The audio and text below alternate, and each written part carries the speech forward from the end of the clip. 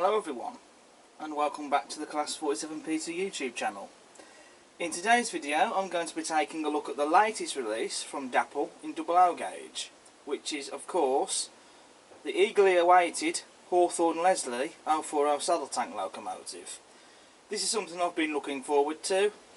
Now it's here. This got released at the end of June and it's arrived.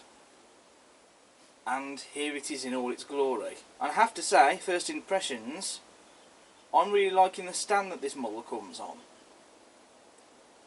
And also it does look a stunning model.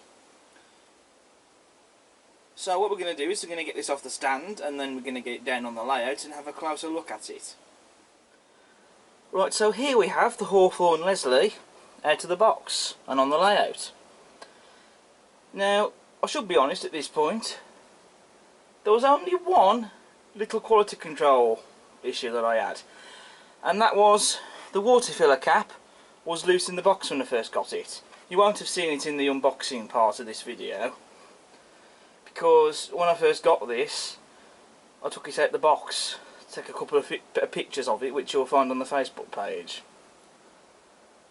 and the water filler cap was loose in the box, but I didn't need to glue it back on or anything, it just clipped back into place. But aside from that little thing though, there's no other quality control issues anywhere. No other bits had fell off that had to be glued back on again. All the parts are fitted correctly. Nothing wrong with the paintwork, etc. No glue marks. It's a superb, high quality finish that we expect these models to be in when we buy them. And also, most importantly, out of the box, it works. And it's a smooth runner. I know I do say this a lot, but it is genuinely a smooth runner. The mechanism on this is silk smooth. It's still yet to be running fully, but it works perfectly fine. And also, as a bonus, we also have a flickering firebox, which I always love to see. I know that's not a feature that's going to be to everyone's liking, but I really like the flickering firebox, because when you can get a glimpse of that, I just think it looks fantastic. So making a start with the detail, first of all this model has sprung metal buffers, as standard. Again, I don't really have that much care for sprung buffers, but they're there, so if you like them, they'll keep you happy. Also as standard we have NEM tension lock couplings, which these will be getting replaced with magnetic couplings of course. We have rivet detail on the buffer beam, and you can see the locomotive's number, 56, crisply and neatly applied on the buffer beams. On the smoke box you can see we have more rivet detail, and with the smoke box door you can see the pin dart, which is separately fitted. Though I might decide to paint that and the smoke box door hinges later on. I doubt that they would have been painted on the loco in this livery, but it might be nice to slightly personalise it a little bit, if you know what I mean. But we'll see. We also have a separately fitted lamp iron just on top of the saddle tank. We have a separately fitted metal handrail, as you can see here, along the saddle tank, and on top of the saddle tank you also have two small metal handrails on either side. We have separately fitted steam piping, as you can see, and that's been painted. And also you can see we have the lubricator here as well. The cylinders are very nicely detailed. You even get pre-fitted drain cocks fitted underneath them, and also this little bit of detail just here, which has been painted and looks stunning. You can also see we have the sanding gear as well. We have glazing in the cab windows, and you can also see the safety valves there, and a whistle, and the whistle has been very nicely painted. On either side of the bunkers you do have separately fitted handrails. Moving on to the cab interior detail on the back head, and I have to say that looks mighty impressive. All the detail is there, present and correct. I mean, just look at the detail on that dial there as well. And all the detail on the back head has been picked out and painted, and that just looks stunning. And I also love that the inside of the cab has been painted cream as well, which has been very well done. We should also be asking at this point, I suppose, does this look like a Hawthorn Leslie 040 saddle tank? I would say yes. I can't see any details that they've left off or anything that looks wrong. I would say they've nailed the overall proportions and look spot on with this model. And it really is a stunner.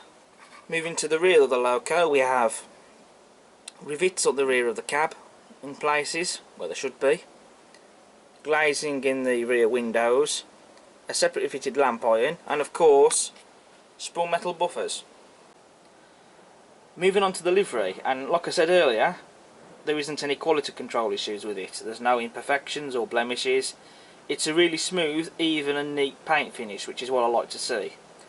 Now the livery is the PLA livery, which stands for Port of London Authority. Now, I can't comment whether or not exactly this livery is 100% correct to the real one, because most of the photos, if not all of them I've seen of this livery, are in black and white. So I can't be 100% certain, but I would think that this livery is correct. I'm sure it is, but again, I'm willing to be stood corrected on that. But regardless though, I think that this shade of blue looks absolutely stunning. I think it looks really smart. I very nearly went with Invincible in the lime maroon livery, but then I saw this one, and this one really stood out to me, and so I bought it, and I'm glad I did, because I think it looks gorgeous. And also I really do like the lining.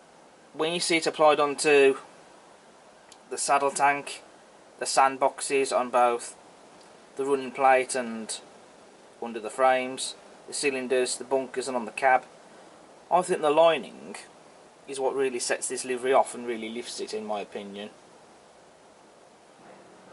And also I think the red side rods and the blue wheels also really stand out on this as well. You also have crisply printed number plates and builder's plates, and the printing is not poor quality at all. The printing on these is second to none. And quickly showing you the other side of the loco,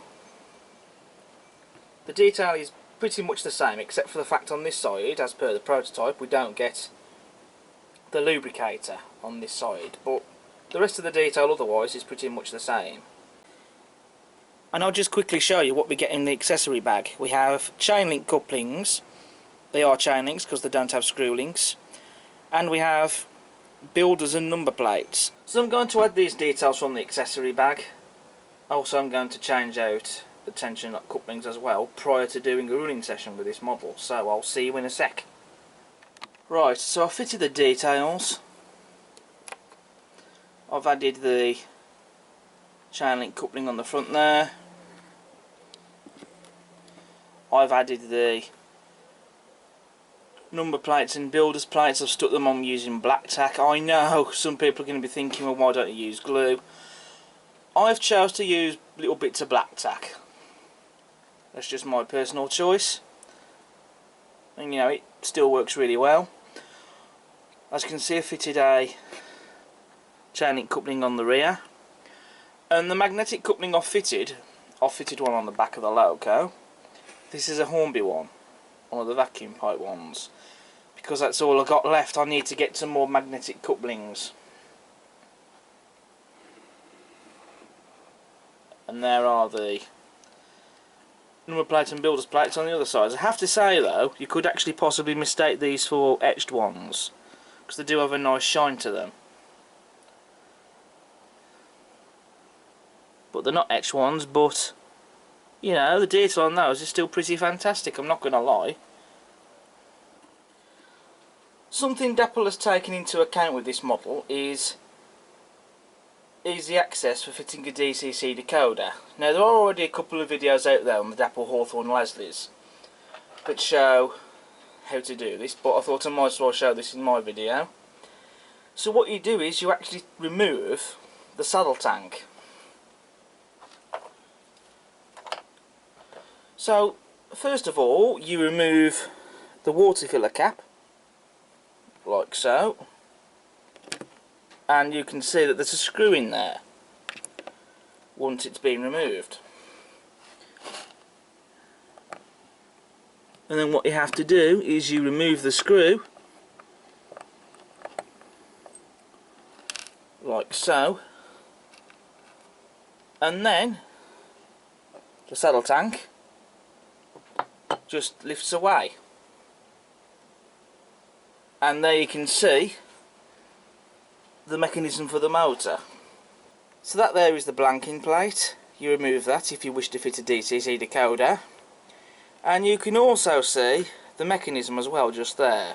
I'm not going to remove all of this so you can get a better look at it, but that is a cordless motor, and the mechanism, it looks quality. It doesn't look like it's a cheap motor or anything. Make of them what you will, but I have other models in my fleet that have cordless motors and they've not given me any problems. And I've already had this model running around on the layout and I've not had any problems with it. One other feature I'd like to show is the removable cab roof. And it just easily lifts off, and it is actually held in place using magnets, as you can see. And that makes things easier to fit a locomotive crew, which is something I think I'll have to do with this model at some point in the future. But for now, I'm going to keep the model as it is. And so I really do like that feature as well. I think that's pretty clever, especially to have it held in place using magnets. One thing I have noticed with this model is that the front drive wheels appear to be sprung, as you can see.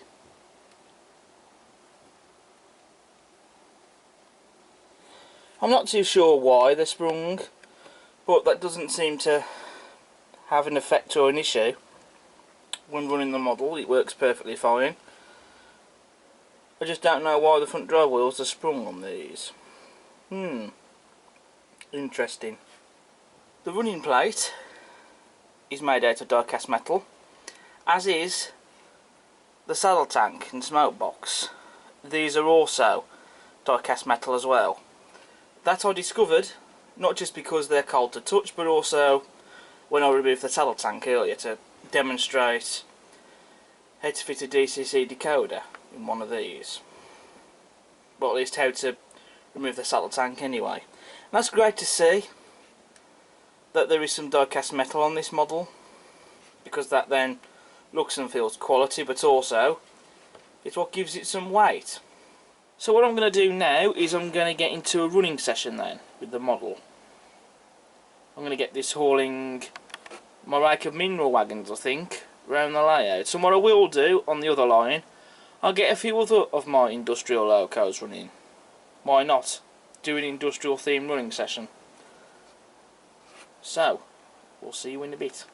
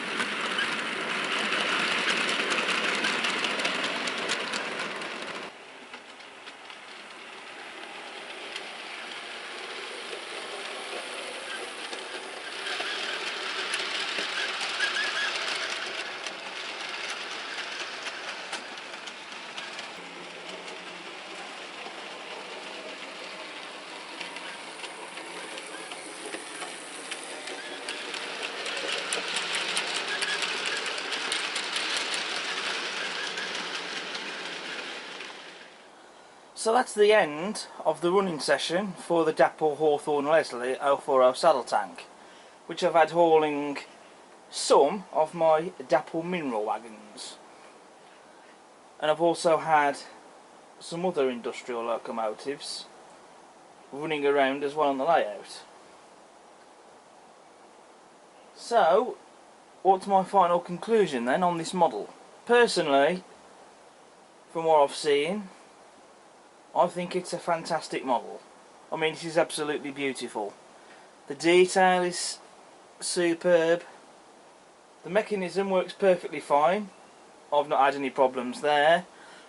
I love the features such as the easy access for the DCC decoder. I don't have DCC, but it is good to see that. I love the removable cab that they've done. And overall, I just think it's a cracking little model. I think it's easily just as good as Hornby's Peckett and the Hatton's Andrew Barclays. In fact, I think that this is possibly going to be a competitor for those models. It is great to see more industrial locomotives coming onto the market in model form. I'm really happy with this one. It's going to make a lovely little addition for the fleet. It's just going to be fun just having this loco running round, even if it's just hauling a few wagons or so running on the layout, regardless whether it's mineral wagons such as this or whatever I personally decide to stick behind it. So I just think it's going to be a lovely little thing to have and to see running. Do I recommend one of these?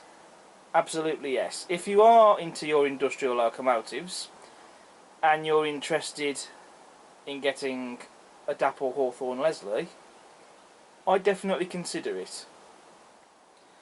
So that's the end of my review for the Dapol Hawthorn Leslie 040 ST. Thank you all so much for watching. I hope you've enjoyed the video. If you like what you see, please do subscribe to the channel. It won't cost you anything. Don't forget to hit the like button. Leave a comment if you wish to do so. And check out all my other videos I've got on the channel. But until next time, I'll see you again soon. Ta-ra for now.